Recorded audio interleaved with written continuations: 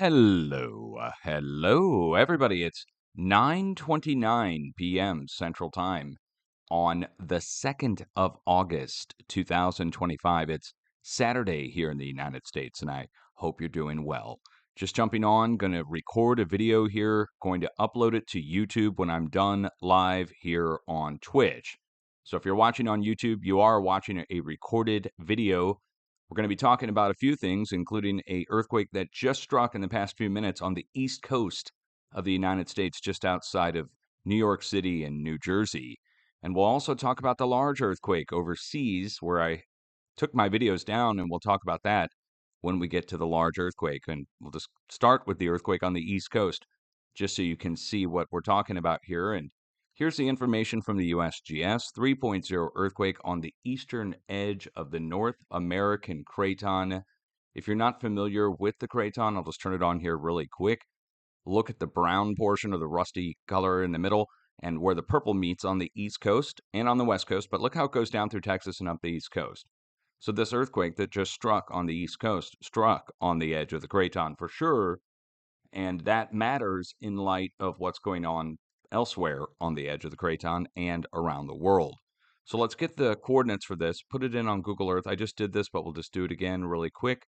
Zoom back in on the spot. We're in northeast New Jersey, just outside of New York City. So here is New York City itself, and we're just a few miles outside. We'll just take a measurement on this. So from Harlem, we're 7 miles. From downtown New York, Statue of Liberty, we're 12 miles. So the earthquake was likely felt within about 2 to 3 miles, maybe. Hackensack to the north is 2 miles. To the west, we have Passaic. To the east, you've got Fort Lee.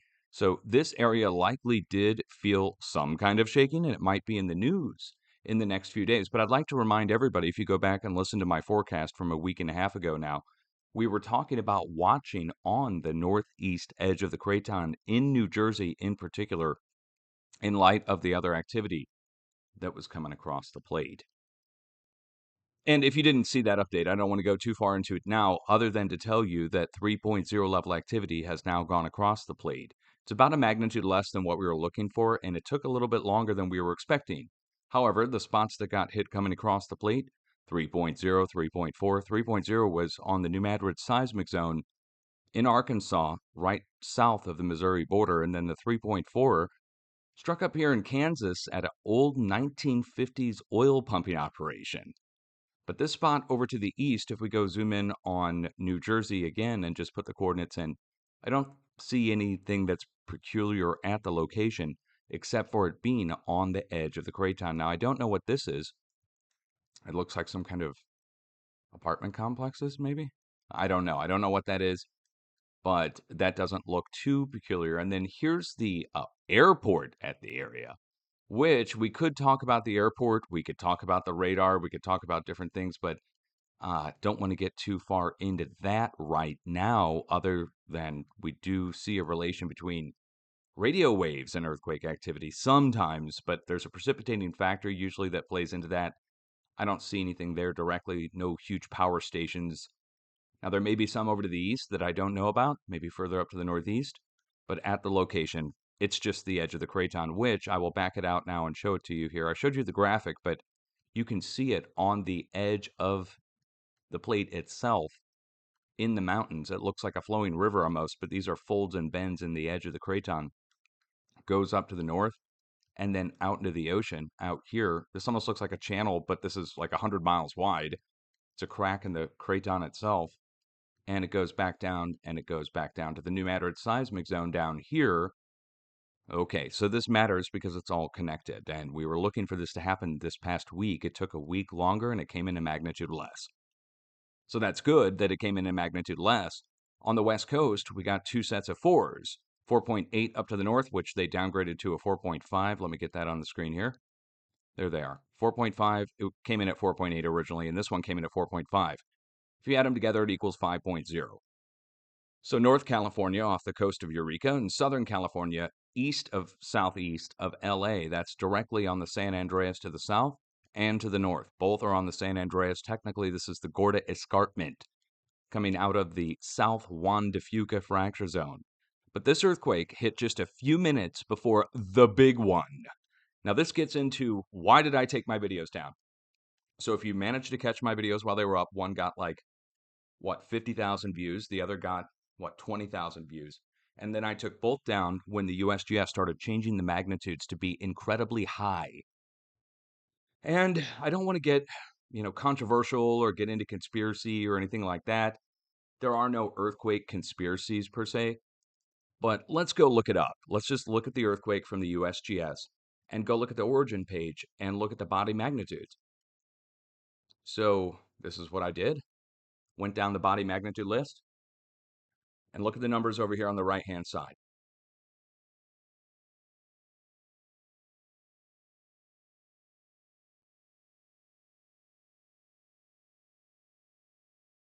Okay, and I'm getting quiet because look, first of all, look how many stations are reporting around the world and region. I don't even really want to get into this, but body magnitude showing that it's all in the 6 and 7 and upper 7 range. All the other people, all the other agencies in the world reporting 7.8 to 7.9 magnitude. USGS originally came in at 8.0 magnitude. Then USGS waited an hour or more and upgraded the earthquake to 8.7, while everybody else had 7.8. The Russians, the Europeans, the Australians, New Zealand, they all had 7.8 to 7.9. USGS had 8.0. They waited about an hour, maybe even longer, then took it up to 8.7, then took it up to 8.8.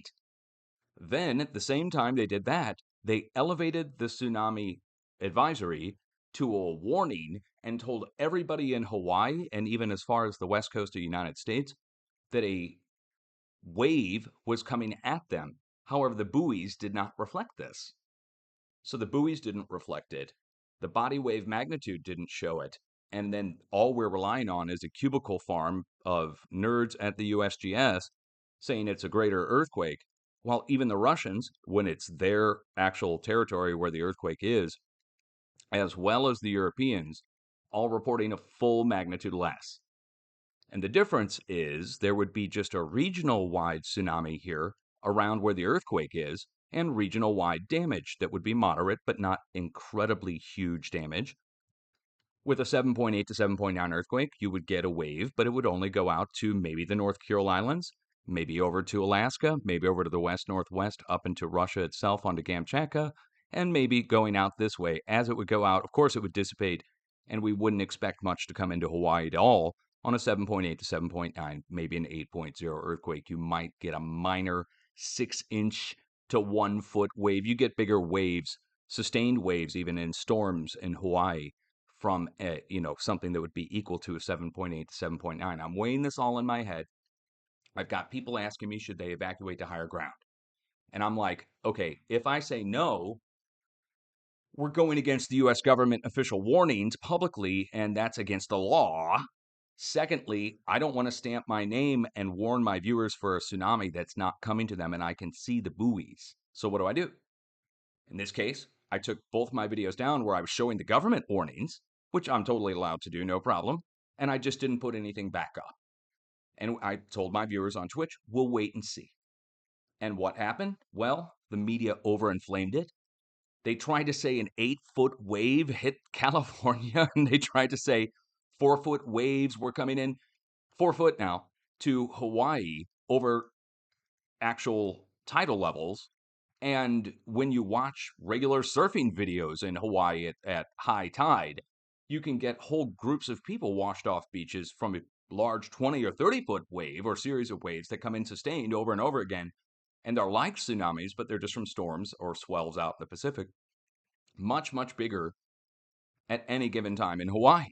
So 4 feet on top of that would be a big deal, but it was calm, placid seas for the most part on all the cameras. So we're watching, we're waiting, we're all watching and waiting because the USGS upgraded the earthquake from 8 to 8.7, then 8.8. Let me explain the difference on magnitudes when we get that big, right? Like the difference between an 8 and an 8.8, you might just say, oh, it's just 0.8, Dutch. No, the difference on large earthquakes like this, when you add 0.8 onto an 8, it's like adding 8 eights onto it, or 1,000 sixes onto it. to get it up from 8 to 8.8, you have to add in 1,000 6.0 earthquakes. It's an insane upgrade that I didn't trust. Not trusted enough to tell my family on the West Coast that they need to be prepared for a tsunami. And for my viewers in Hawaii who are watching on Twitch, I just told them, look, we're going to sit back and watch. I would listen to your local authorities. Your local authorities are going to be monitoring the actual drawback of any water. And if there's any kind of actual wave that comes in, they will tell you. You should listen to your local state authorities. And of course, national warnings you should also listen to. I'm not here to contradict any warnings. But when I was looking at the buoys, and the buoys are showing a disturbance just around where the earthquake is, and the wave activity is reflecting that, and the size of the earthquake reflects that at every other agency in the world, and the USGS comes in and does a crazy upgrade by 10 times power, then they flex the arms of Big Brother to get everybody in the military and National Guard and issue all the warnings and evacuate to higher ground. And I just sat back and watched it all happen. No comment at all, because I do not want to be interfering with government stuff during disasters. That was an article they even wrote about earthquake forecasting, was that they were worried that earthquake forecasting people would be getting in the way of the government during a disaster. So I backed out completely and still stayed live, of course, explained myself in a post over on my YouTube community page and live on Twitch. And here we are now. So what came into Hawaii? Nothing. Just a little blip, just like we would expect, like I told you that day. And nobody else upgraded their earthquake to be 8.8. USGS sticking to their guns. They're trying to say it's the 6th largest earthquake in recorded history. I mean, there's just so much wrong with this. So what's happened since? Now, let's take a look. So now that you understand why I don't have, my videos were all showing the quote unquote tsunami advisory and warning and so forth, and showing the buoys, and I talking about it being an 8.7 to 8.8 earthquake. So that was, again, I don't want to have my name stamped to something that I know to be completely false. So it was a whole magnitude less. And when you get to that large level earthquake, 8.0, it's a whole magnitude less at a 7.8. You would expect a regional tsunami around Russia, maybe going over here into Alaska, and maybe going a little bit down into the Kuril Islands. You would expect an advisory to go out to areas further away. Just saying to keep an eye out if you're a boater or something, you're out there, you got some weird rip currents or something. But other than that, you would just warn around the area and you wouldn't panic the whole world. So the difference is huge. But since then, something happened. Take a look at the screen. So we're going to zoom in. These are all the earthquakes that struck, including the 8. You can see where the 8 is. It's the huge ring up here on the north side of all this. So these are not aftershocks. Aftershocks would be around where the big earthquake is. Maybe 50 miles, maybe even if you want to be generous, you could give it 100 miles out. This is 500, maybe now 600 miles to the south. All of this has happened since the big one. Let's get all the smaller earthquakes out of there, the 4s and 5s and 6s. Look at the 5s and 6s. So it's about 400 to 500 miles of area along the plate boundary system. So let's go look at the USGS plate boundary system, which we can rely on for sure. And it's the red lines I show you in all my updates. So hopefully you can see this here on the screen. This is the Pacific plate, and these are the red lines around it, of course, that define the plate boundary. There's Kamchatka, Russia, and the big earthquake struck on the north side of all this hot mess. This is 24 hours worth of earthquakes from the USGS. So this is not reflecting the last week that I'm showing you here, 4.0 and greater. It's just a hot mess. Let's turn off the rings. Look at this. These are all 4s, 5s, 6s, and near 7.0s that have struck for about 400 miles to the south, going down to the Kuril Islands. So they're not aftershocks. What are they? Well, when you see something like this, just without the numbers, let's turn the numbers off. Turn the rings back on. You see something like this, you might expect it to be called a slow slip. Now, a slow slip is just a term that's used to describe when a plate boundary, like where this red line is, starts to shift and move over a long period of time. You'll see something like this, but it'll be 0s, 1s, and 2s at the most. An example of this would be off the west coast of the United States, for instance. So over at Vancouver Island or over off the coast of Washington State, there's slow slip activity that's going on that looks just like that, but it's all 0s, 1s, and 2s. microquakes as the plate shifts. And let me show you what's there off the coast of the United States, the Juan de Fuca subduction zone. But really, it's just like the subduction zones around the rest of the Pacific. And over here, the same thing's happening slow slip wise. But the size of the slow slip is not zeros, ones, and twos. It's fours, fives, and sixes. There's only one other time we saw something like this happen in the time that I've been online. 15 years, almost 16 years. The only other time we saw something like this was down here in Japan. Let me show you on the USGS map. See where the letter H shape bend in the plate is to the south? On March 9th of 2011, a 7.2 to 7.5 earthquake struck here southeast of Tokyo, right on this plate boundary right here. And it caused a small tsunami, just like what we would expect from the start of this week. And it caused moderate damage in Japan. When that happened, after that, the same kind of thing that's going on up here happened going up the coast of Japan this way to the north. And then 2 days later, a huge break happened, 9.0 earthquake on the 11th, March 11th of 2011. So first, 7 point something, then huge outbreak of fours and fives and sixes going up the coast. Then, 2 days later, 9.0 earthquake. Well, here we are now. It's been 3 days, almost 4 days of this. So are we building into a large earthquake to the north is the question. I'm not issuing a forecast on this. I only have one other example to go on for large earthquake activity like this, and that would be 2011 Japan. In the time that I've been around. So I don't do forecasting unless I have examples to go on and can repeat it, and you can too if you want to. So what we're going to do on this is we're going to watch until it calms down or it breaks again with another larger earthquake. And that's why it matters on the USGS reporting of the original earthquake.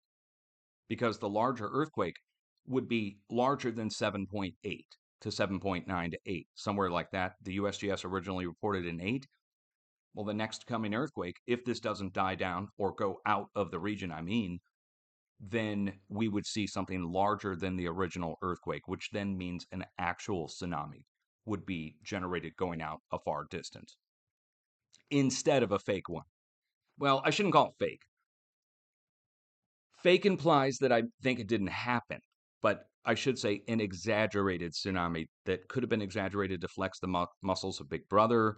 It could be for insurance purposes. All I know is that I don't want to have my name stamped to that, and I'm glad I didn't, because here we are now several days later, and it's just awful. The sixth biggest earthquake in human history is off the radar. Come on. So there's other activity going on, but I wanted to just talk about the East Coast, really, and then to sum up why I haven't covered the large earthquake up here in the Northwest Pacific. Now, magnitude-wise, it's pretty obvious we have a bunch of deep earthquakes that are raised high off the planet. Let me just zoom in on them and show you if you're a new viewer. We have letter Ds here to signify where we look for new deep earthquakes to happen. We don't move the letter Ds. They're static on the map, and they have been for many years. And these are spots where we repeat watch for new deep earthquakes to take place, for instance, below Fiji. And the earthquakes that are deep into the earth are raised high off the planet so we can see them easily. So you can see set of deep earthquakes right on the letter D at Fiji. Over to the west, we don't have a letter D here, but there's a volcano right next to it, Katovar volcano in Manam. And right below it, right below the volcanoes, we have a new deep earthquake there that's the same size as the deep earthquakes to the east, 4.7.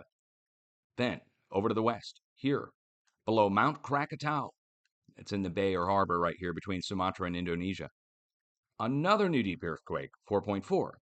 So 2 sets of volcanoes, and here on the plate boundary, all deep earthquakes in the last day. Looks like a pincushion raised high off the planet there. Then to the north, right next to our letter D in Japan on the north side, and on the west side of Japan, 2 sets of deep earthquakes there, next to our letter D.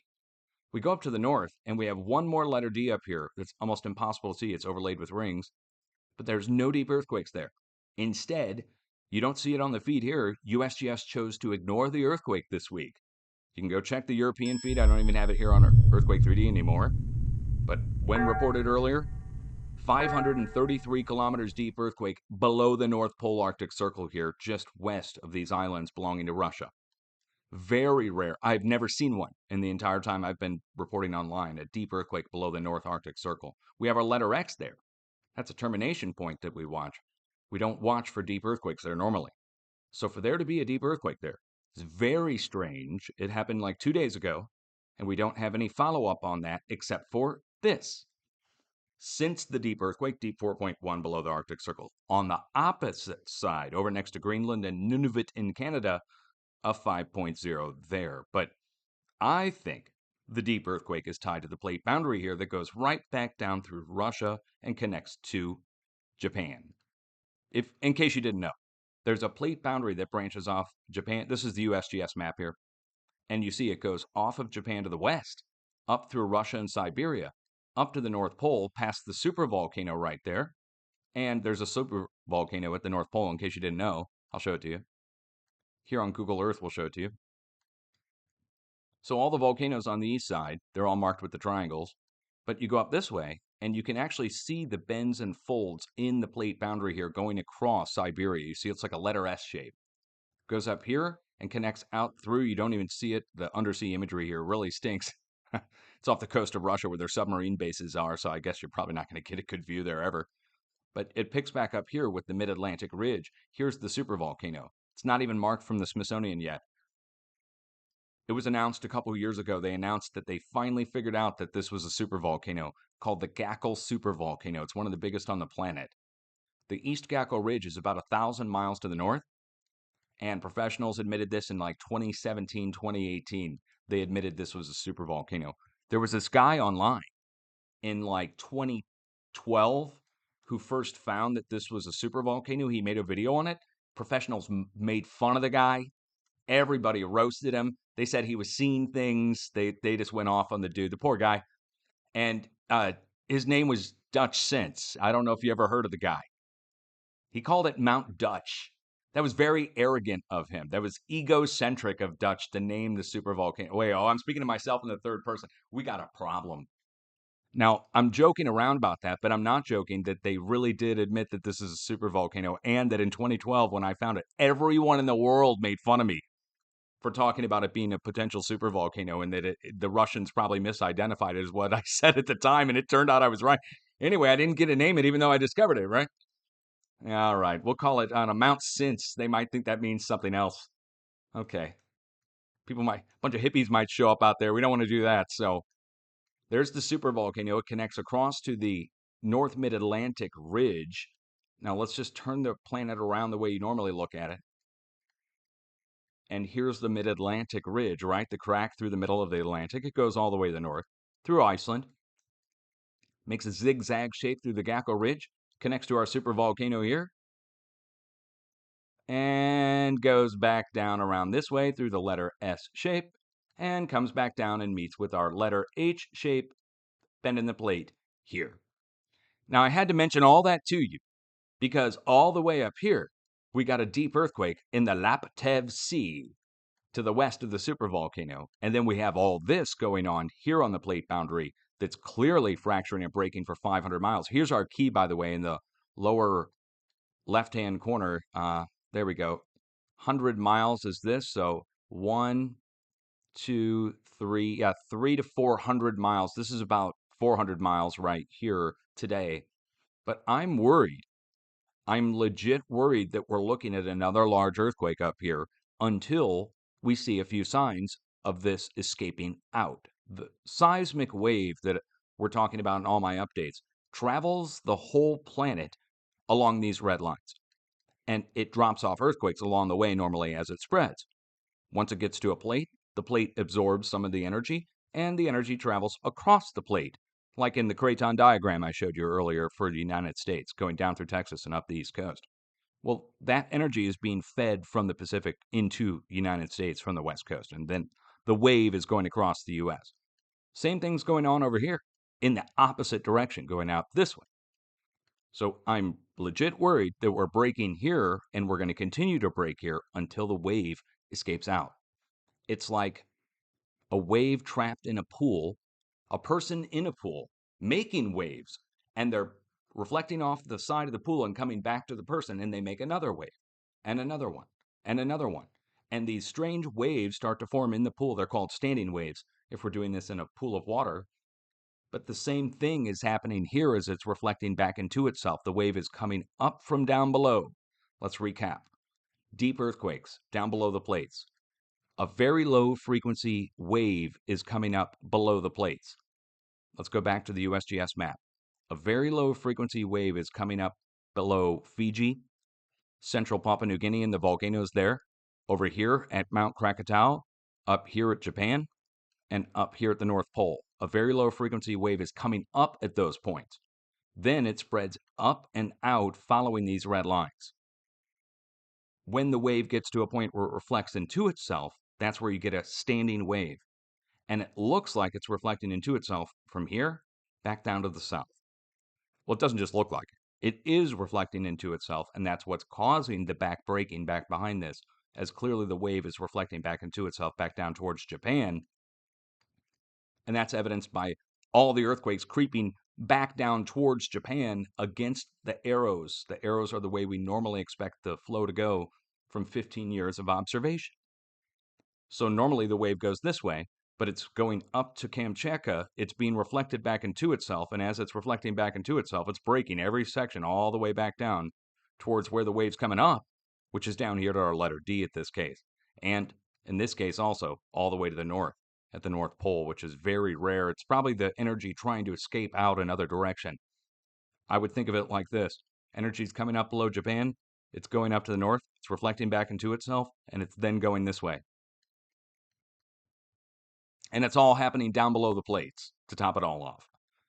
So there's a lot going on. And how big could we go? I would say it would go bigger than the last earthquake. And let's just say the last earthquake was 8.0 instead of 8.8. It would go bigger than 8. And it wouldn't be in the same location. Again, you got to remember, these are not aftershocks. Aftershocks happen around the earthquake epicenter. They don't spread out hundreds of miles in all directions, or at least a good direction to the south. I shouldn't say all directions, because look what's happened to the north and to the east. So we would want to see this escape out of Russia and go over to the east like normal and pick back up. But I'm looking at this like a dam holding back a lot of energy, that if this breaks out and goes to the east, we're looking at a big problem in the United States, because we are normally the last to get the seismic flow that goes over and across. Normally, the seismic wave goes out and across over towards Europe and across towards South America. In this case, it's reflecting into itself up here. It's been blocked here. Over to the east, the flow's been pretty much cut off. We're dealing with the last round that came around over the past few days in the USA. You got to remember, last week we were dealing with 7.4, or well, 2 weeks ago, we were dealing with 7.4s up in the Pacific Northwest. Well, Alaska, but that is technically the Pacific Northwest, US. But up in Alaska, 7.4. Now we have 5s going across the Arctic North, east of Nunavut and next to Greenland. And we have 3s going all the way across the plate. Let's look at our 3s and greater. Okay, whoa, there we go. All right, well, 2.9 and greater. There we go. Take a look at it. Compare this. Again, this is 3.0 and greater over the last few days. What is it, 2 to 3 days? Wait for this to refresh. Here's the full week. 2.9 and greater. But you should be able to see, over on the West Coast, we got our 4s. Then our mid-range 3s, 3.9 to 4.0, went down to Texas. Then 3.4, 3.0, and 3.0 over to the East Coast. Now compare that to this. It's a match. Down through Texas, across the edge of the craton, going through the New Madrid seismic zone, and up the east coast of the craton. And it's all the same size. We're only losing about a magnitude going across the plate. So I have to stress this at this point. This is not a case of one earthquake causing the other. So it's not like the 4.5 is causing a 4.0 or 3.9 down in Texas, and it's not like a 3.9 is causing a 3.0 over on the East Coast. It's that all of these earthquakes going across the edge of the craton are caused by a greater wave that was as of yet undiscovered up until we came along and figured out that there was some kind of greater standing wave in the plate that's causing the earthquakes. It's precipitating the earthquakes as it spreads across things. So earthquakes are not random now. Now we know there's a standing wave. And look at the spacing on this. It tells the tale of a standing wave of 3.0 range, magnitude-wise, amplitude-wise, going across a plate, or in this case, a container. And the container is the edge of the craton, and these red lines that I keep showing you, the red lines contain the greater wave, then the plate absorbs it, and it goes across the plates, dropping off earthquakes along the way. So it matters if we have a bunch of deep earthquakes a world away, because the wave comes up, spreads out, across, over, and back to us. And then it goes across our plate and back out to the X termination points, which almost all of our X's were hit this week, by the way. X marks the spots, checked off the list. Let's just go and show you. Oh, wait, when did this hit? Hold on. It just hit. Hold on. Hold on. Get excited. It might not have. No, it hit at the start of the week. I was going to say, where did this earthquake come? No, it did. When did that earthquake strike? 2:26 UTC on the 3rd.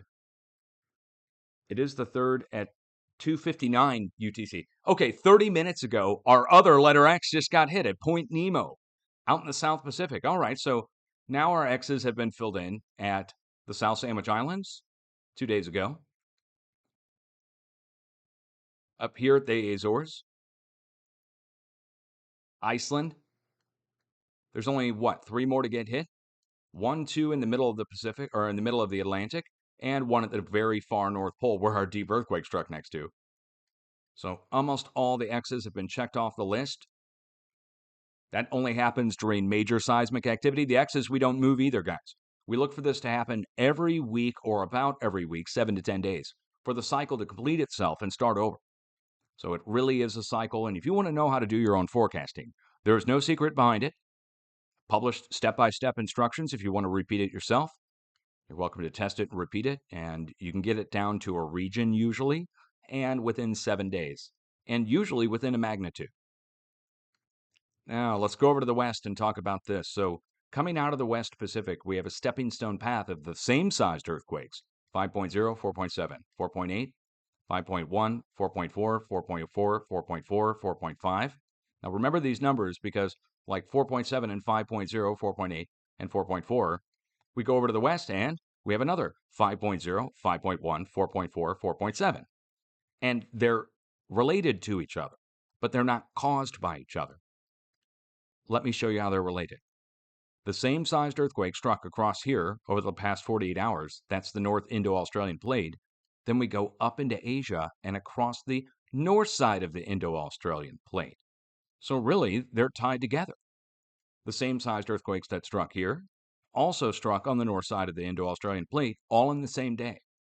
But the mileage on that is about 8,000 miles apart from up here. Here's our 1,000-mile key. 1, 2, 3, 4, 5, 6, 7. Okay, 7,000 miles or so. Moving all on the same magnitude basis, 4.7 to 5.0 in 1 day's time. And what does that mean? It means the whole north side of the Indo-Australian plate moved in a single day, all on the same magnitude, all equal to 5. How much energy do you think it would take to displace a mass this size on a 5.0 basis, basically, across all that distance? A huge amount of energy. And what's coming up below this plate, below Fiji, Papua New Guinea, Indonesia, and even going north into the adjacent plates, deep earthquake activity is coming up across these areas. And it's spreading to the north. It's also spreading to the west. But going to the west, it's dropping off similar sized earthquakes all the way out to our letter T intersection. Let's go back 6 days and look at the earthquakes going down through Africa and over to Europe. Watch this. Okay, now look at our arrows again. The arrows that don't move, they've been on here for 14 years, 13 years. So we branched off down to Africa with the same sized earthquakes, 5, 4.3 to 4.5, and down to the south, another 5 and a 4.3 to 4.7, and then another 5.1. The combined total of all of it went down right to our letter X, towards our X, down in Africa. Now, the same time that's going on, over to the west, we went out the other direction. And in case you didn't know, USGS is not reporting in all the earthquakes here across Europe. So you're not seeing the mid-range 4s, for instance, that struck here in Central Europe and You're not seeing the 5.0 level activity. Also, the Europeans reported. But regardless, you just have to imagine it here because I don't have it on the feed. Longtime viewers, if you know what I'm talking about, you can press 1 in the chat room if you saw the earthquakes here a couple days ago. Anyway, USGS not reporting them. Over to the west, though, we go up through Poland and we drop off a 3 along the way, following our arrow perfectly out to our letter X where a 5.1 struck at Iceland. Now, same time that's going on, 5.2 struck out at the Azores. What do Iceland and the Azores have in common? Well, they're both on the mid-Atlantic ridge. One is fed energy from the south, going across the Azores, with the rare 5.5 that struck west of Portugal and Spain last week. Now, this week, we go all the way out to the T intersection where we dead end here. So here's what you have to understand. There's a wave coming from below all the way over here. It's going up towards Kamchatka, towards Russia, where the big quake is. It's also trying to go over this way. And when it gets all the way over here, it hits our letter X. And at the X points, that's where the energy is reabsorbed and taken back through the planet. And the cycle starts over again with new deep earthquakes on our letter Ds. And what happens if there's a lot of energy that goes all the way around the planet, gets to the X, goes back through, and comes back out? It's the equivalent of a person in a pool making standing waves by jumping up and down, reflecting it off the pool, and it comes back to them, and they do another one and another one and another one. And next thing you know, you've got organized waves going through the pool, knocking everybody off their rafts. But what happens is the wave spreads out. And when it spreads out, it follows these red lines. So now you can understand this. Earthquakes can be forecast if you know where something's coming from, generally speaking, down below the plates, and you know the time it takes, about 7 to 10 days, for it to travel from one side of the planet to the other, and you can watch it drop off earthquakes along the way. It's like watching a flood. All of a sudden, we take what was thought to be chance, which earthquakes are not by chance. There is a standing wave that is coming up from where these deep earthquake points are. And there's calculations that can be done on this now to calculate a standing wave through a tank. But the tank isn't a square tank or a rectangle tank in a laboratory. It's these uneven red lines that contain the wave that spreads out around the planet. Okay, so let's get back to it one more time. Let's just look at the earthquakes over the last few hours. Now let's take it in just to the west coast and go look and see what's happened today over on the west coast of the U.S. Because this does also matter. We need to pay attention to the small earthquakes. I know a lot of people don't, but your small earthquakes are indicator signs of larger earthquake activity incoming. It's almost like the beat of a drum. You get to a crescendo point of a roll of a snare drum, and then the bass drum kicks in. And the small earthquakes swarm out before large earthquake activity takes place. You'll see a huge increase in the number of earthquakes taking place across a region, while the magnitudes will all be really small, enough that normal people just wouldn't even pay attention to it. It would take earthquake geeks like us to pay attention to. But you start seeing stacks of earthquakes like this. So let me just give you an example. Down here in LA, we have a big stack of earthquakes here now. You see it? It's going up off the screen. We also have a stack of zeros out here in South Nevada. All zeros, 0.0, 0.0. Basically, the computer telling us, hey, there's nothing going on here, which is pretty weird, right? So a bunch of zeros indicating something's going on out there in South Nevada. A bunch of zeros, ones, and twos going on next to where the 4.0 earthquake struck. Stacks of earthquakes in an area. We call this, simply put, it's a frequency increase or a number increase. The number of events per minute is going up, or per hour or per day. The beats per minute, if you were thinking of it in a music perspective, that the beats per minute has increased. When you see your BPM increase, you know the bass is about to drop. Again, I'm showing it. You guys ready to party? Okay, let's go look up the earthquake though and just go see where the swarm is taking place. Let's get our 1.4 here. It's at Fontana, California. Now I know there's a few interesting things here nearby, but whenever you see a frequency increase, you then look for the amplitude to increase, the sound, the volume. Right? When you get the beats increasing, you're going to expect the sound to turn up, aren't you? I hate to put it in those kind of terms, but you really can understand what I'm talking about. Frequency is just another term for number of things per thing. Number of number per second, if you want to think of it like that. Okay, here's our earthquake epicenter, and we're next to the landfill but we're also next to where they're refilling the aquifers. Now, I know many of you people don't know about water weight earthquakes, but this is important to pay attention to. There's also old oil pumping operations here nearby to top it all off. I'm not saying it's related to the oil pumping operations, though. It's right next to the landfill, quite frankly. But the landfill itself is next to the aquifer, which is somewhat troubling if you think about it. That could explain a lot going on out there. So that's where the earthquake is. Now there's fault zone activity through here. This is the San Andreas, where it branches off down into a fault called the San Jacinto. The San Jacinto goes down here west of Salton Sea, and it's a diagonal line of earthquakes that extends from there down towards Salton Sea, down towards Southern California. You see it here. I'll mark them in green as we go down to the southeast. Now there's a few other earthquakes on the Elsinore Fault and a few other adjacent faults that I don't even have names on. One going down towards like Balboa Beach, north of San Diego, south of LA. But the rest, all on a diagonal line going east southeast. So a stack of earthquakes, a 4.0 earthquake that struck earlier this week. Other lines of earthquakes going to the east southeast. What's going on up north?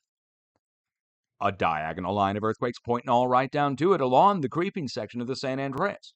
So this is along the creeping section, but right down here, we stop and jump over into the valley instead of carrying on. You see how there's like an open area here from where this 1.7 earthquake is, or 1.4 to 1.4? There's an open section there that looks like it should be completed in, but it's not. Well, let's go pull the coordinates. We're going to Cholame, California. Cholame. It's spelled Cholame. Is that Kolami? Sorry. It's Kolami, John. I say, my name's Blaine. I drive my Beamer. I live in Kolami, California. Right? No, it's Cholame, dog. Let's go up and take a look. What's in Cholame? A lot of sagebrush, and looks like the San Andreas going right through it. Look, here's the San Andreas going northwest to southeast. Now, I just wonder if I were to zoom in on this area, if we have anything here nearby that's worth looking at. You know, we are pretty close to the San Andreas. Looks like we got a little farming going on out here. That looks like farming.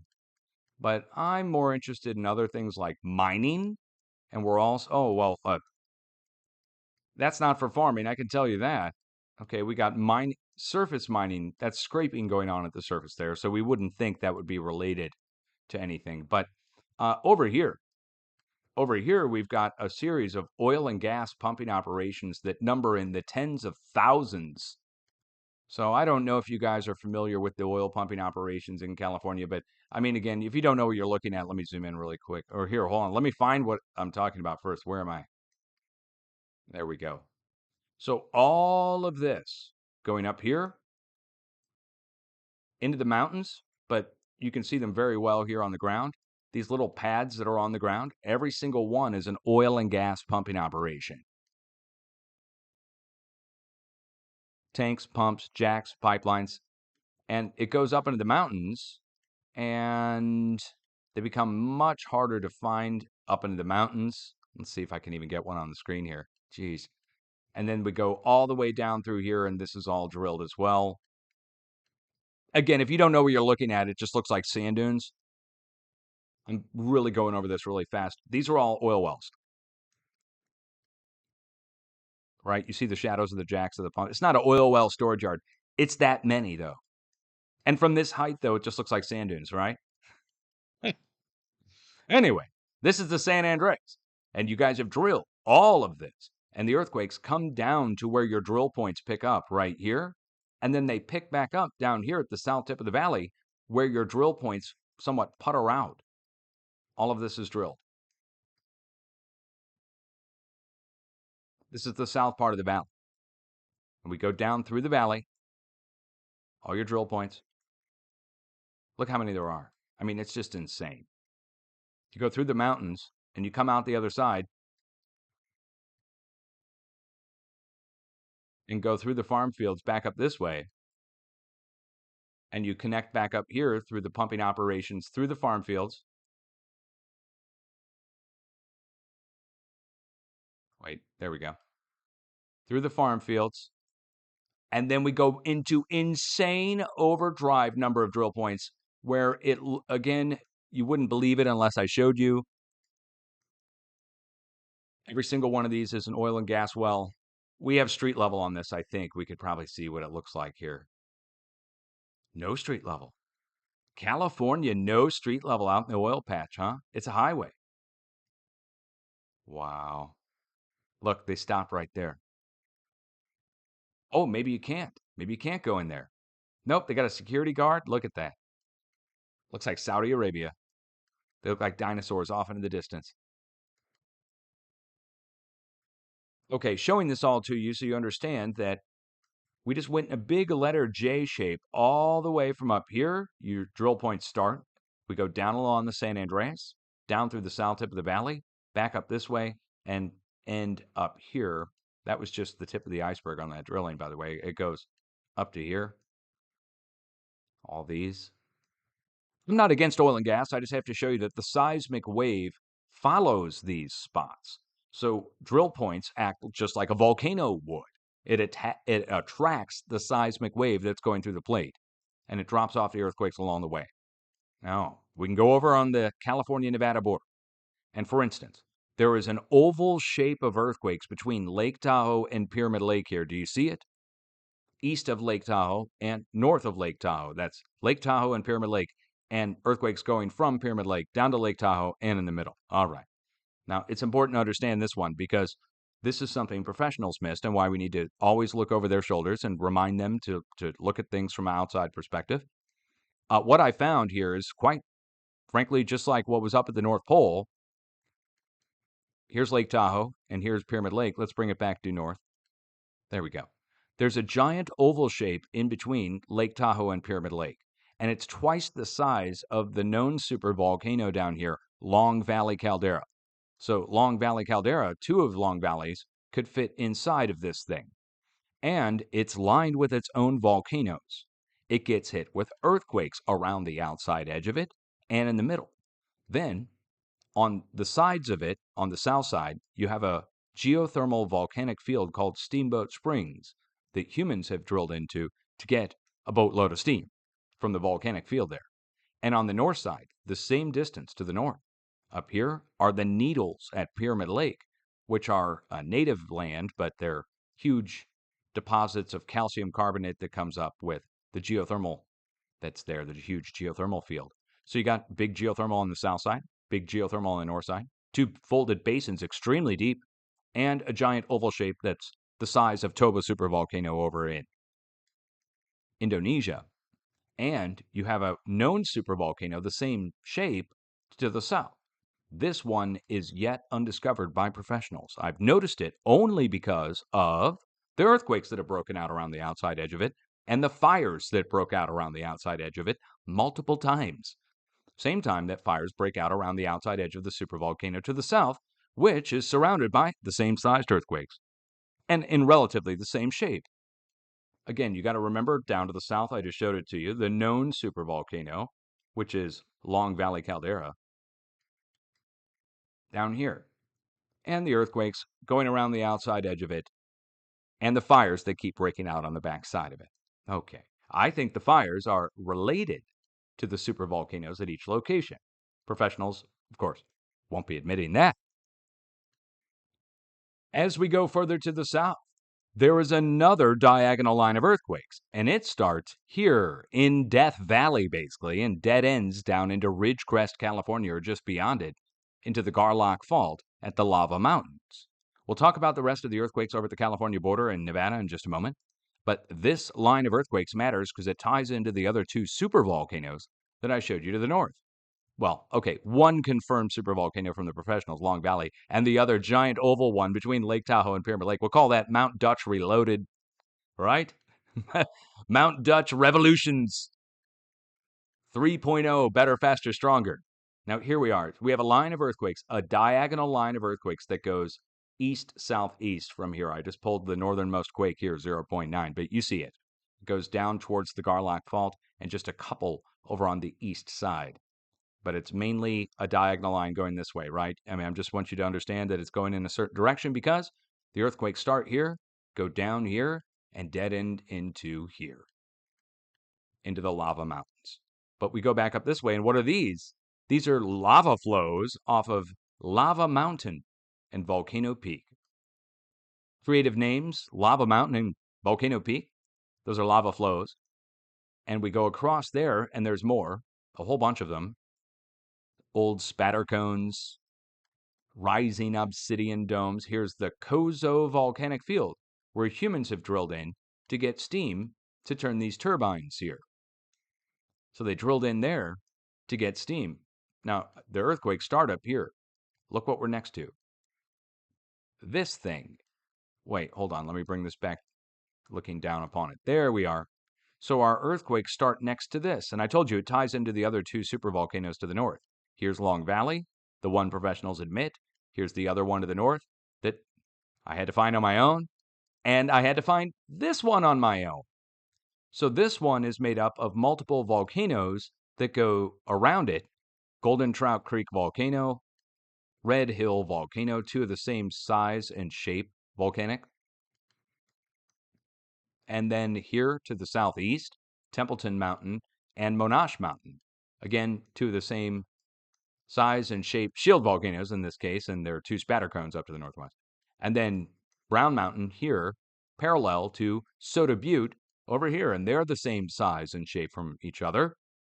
And then my viewers found this. We were looking at this, and I was talking about it, and then one of my viewers asked, what's the big circle on the southeast side of there, of the oval? If this is an oval shape and it goes around and connects, what's down on the south side? What's that?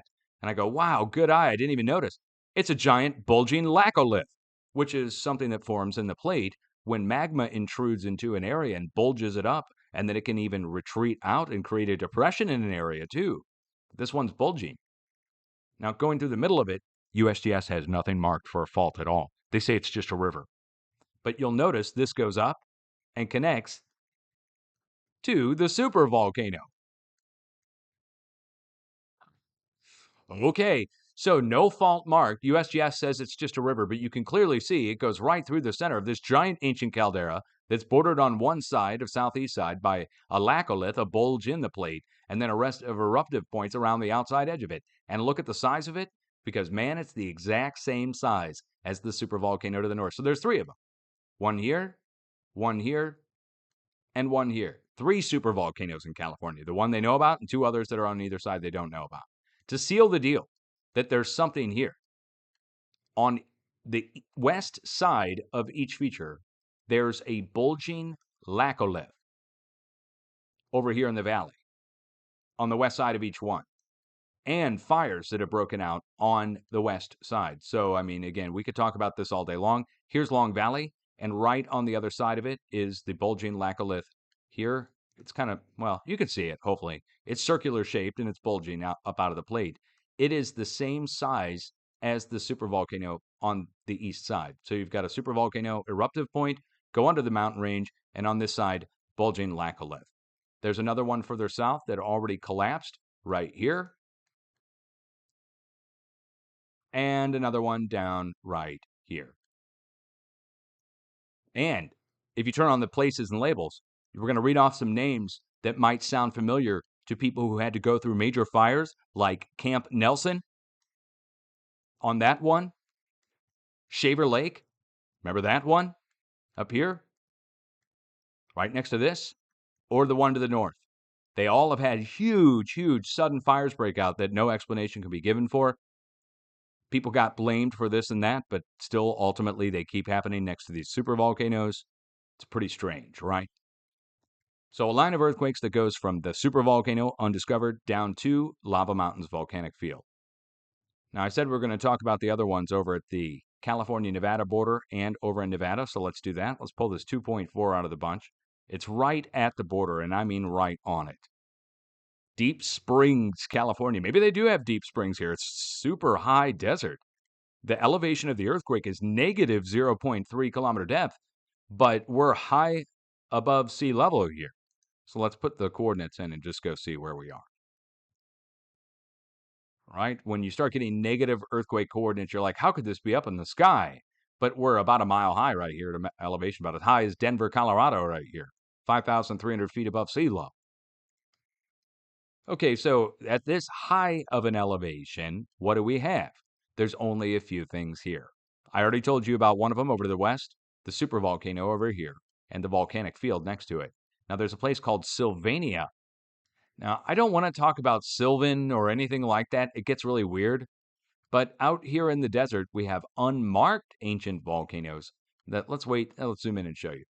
See the black obsidian that's littering the surface along where these ancient lava flows exist? And you can even see the discoloration of the black and red cinders that make this out. At some point in the past, it had to be pretty impressive when this happened.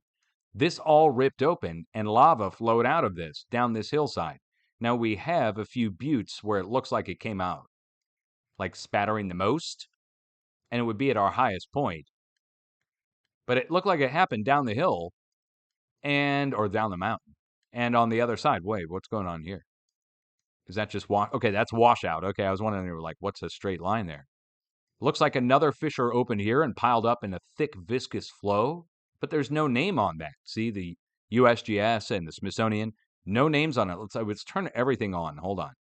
Let's turn on gallery and more and all that. Do we have a name on it? There is no name placed on this. What's this?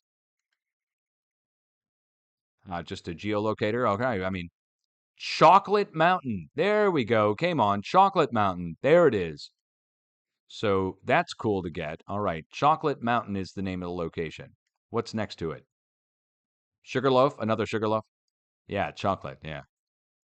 We're in the edge of the Inyo National Forest next to Deep Springs. I bet there are some deep springs there. You know, you do get deep spring activity next to ancient volcanic activity, too. They get that in Hawaii.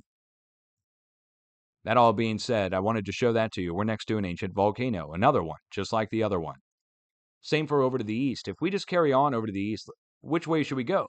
Should we go to the east-northeast or to the east-southeast? There's a big cluster to the east-southeast, and there's a smaller cluster to the north. But the smaller cluster to the north has bigger magnitudes associated. So while there's more earthquakes to the southeast, there's bigger earthquakes out here. I want to go see what's there. So we're just going from volcano to volcano, basically. Where are we going here? Okay, here's our earthquake epicenter. Oh, we're in between the Black Buttes and Goblin Knobs. I'm not kidding. We're the Goblin Knobs, guys. It's Goblin, Goblin, not Goblin. Oh, look, I know I've got a Midwest United States accent. That's the problem. Goblin. Goblin Knobs. Now let's zoom in on it and show you what's. Stop it. Class, everybody, look, I'm going to call your parents. I'm going to call your parents. Settle down. Goblin Knobs is part of the Lunar Craters Volcanic Center. But over to the west, we've got Black Buttes Volcanic Field. Let's go take a look at this. Well, there they are. There's the Black Buttes. Thunder Mountain is to the west, and that's a volcanic butte. Thunder Mountain. What's the difference between a volcanic field and a volcanic butte? A field is a bunch of them. But there's a whole bunch of them. We're in between, and you'll notice we go many, many miles without any marked across Nevada, and we pick up right here. So it's not like they're everywhere across Nevada. We go a huge section without, and then here we are. Lunar Craters is the one marked from the Smithsonian, and it's the most recent of the bunch. Let's just zoom in and show those to you. Look at them. Just look at them. All right. There we are. Okay, so we went to the north and we went up next to the old volcanic field. Let's go to the southeast. Let's go down to this cold cluster of zeros where the computer is telling us nothing is actually, look, it's a negative magnitude. It's a negative magnitude. There is nothing happening at this location. Not only is there nothing happening, it's actually sucking in energy. This is a calculation error, if you want to call it that, where it's such a small earthquake, you just call it a zero. Small vibration, 8 kilometers down. Is that what it said? 8-kilometer depth? There's something here. You ready? These are the famous Frenchman's Flats, also known as Operation Rise Line, and Doomtown, where they blew it away at the surface with nukes. And these are all our underground nuke test sites, where we did a boatload of underground nuke testing here in Nevada. And you can just randomly click on any one of these. Let's do that. U.S. Nuke Operation Belen, Belen, Belen, February 4th, 1970. U.S. Nuke Operation Bonefish, February 18th, 1964, 5 kilotons. You get the picture. It's a whole valley of them, hundreds of them. The earthquakes on the southwest side were down here next to the Electronic Warfare Test Range, the Bren Towers and all that, the NERVA test cells and all that. Okay, we're right there. That's where we are with the earthquake swarm. Now, it's not them doing nukes there now, guys, so don't worry. But there are man-made faults, and this wave does not tell the difference between a volcanic field and a blast field of what could be called human volcanism. Nukes, fracturing the plate there. Over to the east, we spread out, though. We have one lone earthquake north of Vegas. Let's go see what's out there. Well, 0.0 kilometer depth outside of Nellis Air Force Base. I'm not even going to go look that up. I don't feel like getting in trouble. Right? Wait. Look, I've already talked about the oil wells. I've already talked about very low frequency. I've already talked about the USGS and disagreeing with them, but not trying to conflict with the government. I think everybody knows I'm cool. Let's go ahead and put this in and just go see what's there. I think everybody knows I'm cool. Well, hey, look, we're not even at the Air Force Base. Never mind the Air Force. We're at the power generation stations here. These are all solar panels. And look at the amount of electricity being generated. This gets into very low frequency, 60 hertz in this case, or lower, that we are generating at the surface and piping off on wires and maybe even beaming out of the area now using microwaves. And in case you didn't know, you could do that. Regardless, we have a crap ton of power being generated for Las Vegas here. And that's where the earthquake is. Now, there is a connection between power generation and earthquakes. Earthquakes strike below power stations a lot and along the power lines. Happens regularly, actually, but they're usually small. In this case, this one's small too, but it's enough to get your attention. I'll give you another example of where it's happened that's rare. Next to the Byron, Illinois nuclear power plant. Small 2-point-something earthquake struck. Over here on the East Coast, North Carolina, biggest earthquake in the past 100 years for the whole East Coast. Struck right next to your nuclear power plant. That was the Lake Anna nuclear power plant. Fukushima, over in Japan, 9.0, biggest struck next to their nuke power plant. And it's not just nuke. It happens next to coal-fired power plants, natural gas-fired power plants, hydroelectric dams, and solar farms. Talked about this for years, so this shouldn't be a shock to my longtime viewers, but if you're a new viewer, you might be shocked to hear it. The LaSalle nuclear power plant in Illinois got hit last year. 3.0 earthquake, 3.6 or something, next to the nuke plant there. It has to do with very low frequency in the plate, Mother Nature's very low frequency, that wave that I've been talking about this whole update, and then humans creating their own up at the surface in the wires. There's an electromagnetic connection between the two down in the plate, a few hundred, maybe a few thousand feet at the most down in the plate, where the two waves collide. You get an area where the waves collide called a scalar. Any area where two things come together is called a scalar in geometry. And so in the scalar, you get the collision of the waves. That's where energy can be precipitated at a distance, according to Lieutenant Colonel Thomas Bearden, or according to standing waves reflecting off of things that can happen. So let's finally wrap this update up with just telling you guys, don't be scared by earthquakes anymore. They're not random. They're flowing across the plates. They're following the edges of the plates. I showed you in the start of this update, the USGS plate boundary map here. So we get the deep earthquakes. The deep earthquakes tell us where the shallower, larger earthquakes are coming up. And after that, then we watch for a spread of seismic activity to take place. So the spreads are what we're seeing happen now. And I'm watching up here, in particular, this reminds me of Japan in 2011.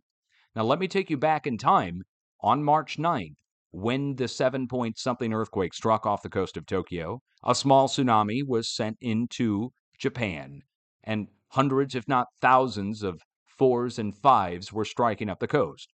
I made my video on March 9th, my first ever primitive earthquake forecast, where I didn't know exactly what I was seeing. This is back in 2011. But I knew that it looked like that there was going to be something bigger coming because it started with the 7, and then hundreds of 4s and 5s went hundreds of miles away. Now, while that was happening on March 9th, I made my video and said, look, this is all going up along the coast. People tried to call them aftershocks, like they're doing now up to the north. And I said, aftershocks happen around the earthquake. This is happening hundreds of miles away. It's breaking up the coast. It looks like the whole coast is breaking. People call me a fearmonger for proposing that it could lead to a larger earthquake a couple days later. And I said, we need to watch this week, is what I said back in 2011. And 2 days later, the big one hit, the 9. So it's been 3 days. It's going longer than Japan, and when you look at it today, it's not showing signs of slowing down. So at this point, I would keep my eye on the region in general, going from North Japan all the way over to the Alaskan Aleutian Island chain, for the potential of a larger earthquake to strike in the next few days. I wouldn't call it a forecast because I only have one other example to go on from Japan in 2011. We'll know in a few days. If it starts to die down, the number of earthquakes, the frequency goes down, and the magnitudes, the amplitude goes down, then I will think that maybe it's going to be a near miss on this. There wouldn't be another large earthquake. But as it stands now, I think there probably will be, unless something changes. So I'll be on at a moment's notice from this point on, but I hope you understand why I didn't cover the original quote-unquote large earthquake, because the discrepancy between a 7.8 and an 8.7 is huge. I even wondered if maybe somebody at the USGS mistyped and typed 8.7. And they're like, whoops, we doubled down on stupid now and sticking with it. And they tried to make it the largest earthquake, the 6th largest earthquake in recorded history. That's not the case. Doesn't reflect it in the damage, doesn't reflect it in the seismic waves, doesn't reflect it even in the stations being picked up around the world. So somebody at the USGS got the magnitude wrong. Obviously, Big Brother flexed their arms like you would expect the government to do. Maybe it was good they got the training in a real life scenario with a real wave that's 6 inches high or whatever it was. Some people tried to say it was 4 feet, hit one island in Hawaii. Not possible. No. And some people tried to say an 8-foot wave hit California. Not possible. Whole bunch of fake videos appearing online showing fake tsunamis hitting. It was really crazy, honestly. So don't be scared by earthquakes. I'd be more scared by people faking the earthquake information at this point. If I ever take off, you know why. I'm not here to play into it. I'm not going to tell my viewers to watch for something if I don't think there's something to watch for. They can listen to their professionals and get their warnings, and the professionals can have the egg on their face for issuing the false warning. Warnings are different than watches, just so everybody knows. So when I'm doing forecasting, we're doing watches, we're keeping an eye out for stuff, and the same goes for advisories. You would keep an eye out for it, and that's what they should have done for the Pacific, for the tsunami, when the 8.0 hit, was an advisory where you keep watch. And then, of course, around the earthquake epicenter, you would warn for a tsunami on an earthquake in the upper 7 to low 8 range. But so I hope you're all on the same page on that. Nobody wants to get a false warning, and I don't want to have videos up warning for a tsunami if there isn't one. Even if I lost a boatload of views, oh my God, everybody cashed in. People were even bragging about it in closed circles behind the scenes. They were literally bragging about it. Oh, I made $8,000. Oh, I made $18,000.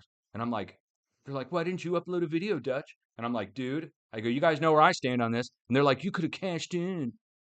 I'm like, it's a freaking right. Seriously. All right. Anyway, there you go. Word up and much love. Have a plan. Be prepared. Don't be scared.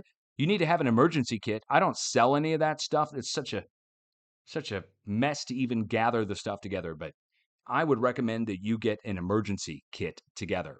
And the emergency kit would just contain a few things: change of clothes, set of shoes, flashlight, batteries, first aid kit, Stuff you're supposed to already have in your house. You're supposed to have a first aid kit, guy. You can even get one at the dollar store. There's kind of no excuse for anybody. If you're really poor, welfare will pay for it on like an EBT card. You'll be able to buy all the first aid stuff you want for real. So if you can get the emergency survival stuff, and again, it's change of clothes, set of shoes, flashlight, batteries, first aid kit. Sanitation is also probably something you're going to want. Some way to wipe yourself down or stay clean. And then food and water. I think everybody should have learned the lesson over the past several years since like 2020 and we were all locked down and all the crazy stuff. You should have learned the lesson about being prepared for food and water, to have that stuff on hand just in case. And it's the food is going to be stuff that's high energy, high protein, high sugars. So maybe prepackaged granola, prepackaged fruit, prepackaged stuff that lasts a long time and is easy to consume without having to cook. So that kind of stuff. And then for longer term, of course, you guys can take care of the longer term stuff. But we're talking 2 to 3 days, maybe a week's supply. If you've got a family, you're going to, of course, need more. And the water is going to be the most expensive thing that you need to plan for.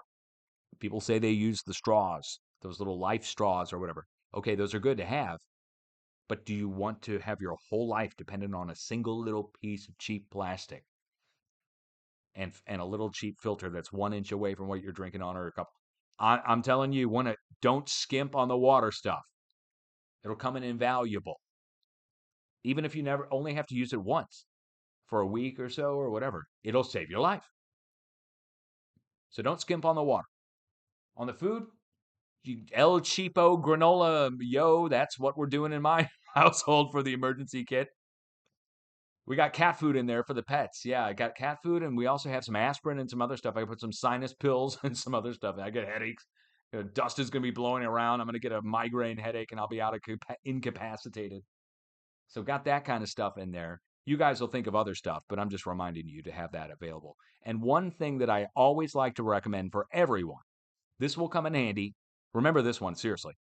This will come in handy for fires. It'll come in handy for floods. It'll come in handy for earthquakes or even a home intruder or even a power outage.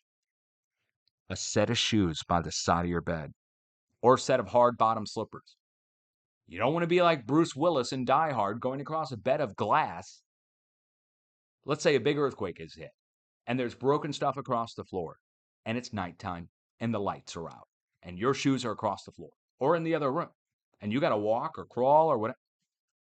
You could easily solve it by having a set of shoes by the side of your bed. Same for a fire.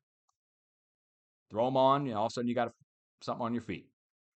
And it doesn't cost anything. It's just a matter of putting them there. And remembering that they're there when an emergency happens. That could also be a problem if you're running around and going crazy and you forgot that your shoes are on the side of the bed. Okay, anyway, enough advice from me. You'll think of stuff that's way better. Much love. I'm going to upload this to YouTube. I know it's rather long. If you're watching on YouTube, thank you for watching on YouTube. If you're watching on Twitch, thank you for watching live on Twitch. And on YouTube, please subscribe. On Twitch, please follow. And if you want to support my operation, there's financial ways to do it. You can become a member on my YouTube channel. Don't really get much for being a member. I don't want to gatekeep or just give info to my members. And on Twitch, it's for the live stream. So you got to be into live streams. You got to be into chat rooms and that kind of stuff if you want to be over on Twitch. So there's something there for everybody if you want it. Earthquake-wise, I'm here for you if you need me. If there's a big earthquake, of course, I'll tell you about it. But if there's not one that gets the proper coverage, like in this case, overinflated, you can bet I'm not going to overinflate it. I won't downplay it, but man, I won't overinflate it. So I'll ride the middle of the road on the earthquakes. I'm the voice of reason when it comes to earthquakes. I'm the earthquake man. Peace out. Much love.